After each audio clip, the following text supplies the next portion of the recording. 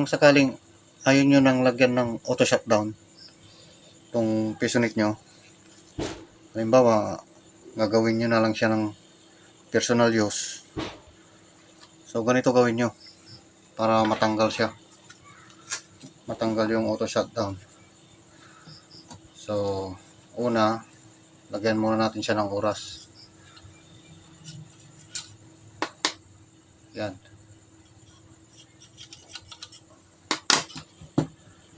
Ayan, so may oras na yung timer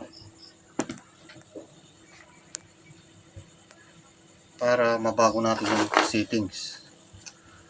So punta tayo dito sa icon ng auto shutdown, double click natin, then enter natin yung password,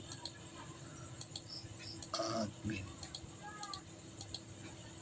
So kailangan itong password na to, kailangan baguhin nyo yung password para hindi mapakialaman ng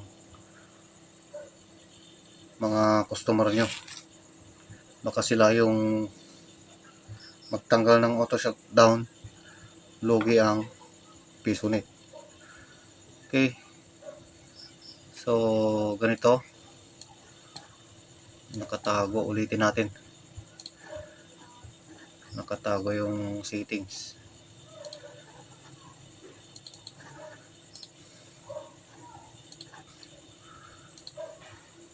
Kailangan baguhin nyo itong default password. Ayan. Then i-click natin itong settings. Then ibalik natin sa none. Tapos itong 5 na to, i-uncheck natin. Okay. Okay. Then ito naman, select natin tong no. Then i-save natin. Save. So the application will restart after saving. Continue. You must restart your computer to apply change. So yes. So kailangan nating i-restart. Restart natin.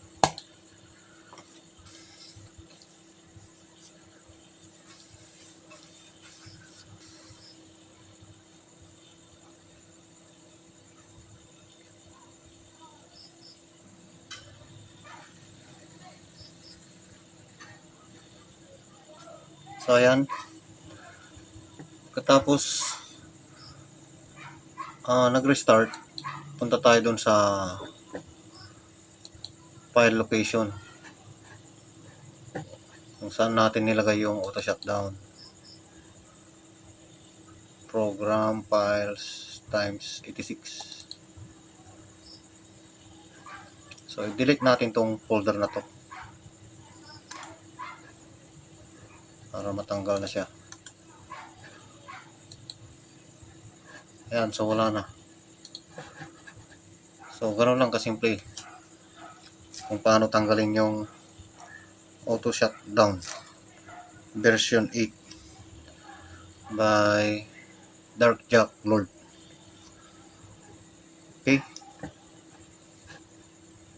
Yan, so subukan natin tanggalin ng oras.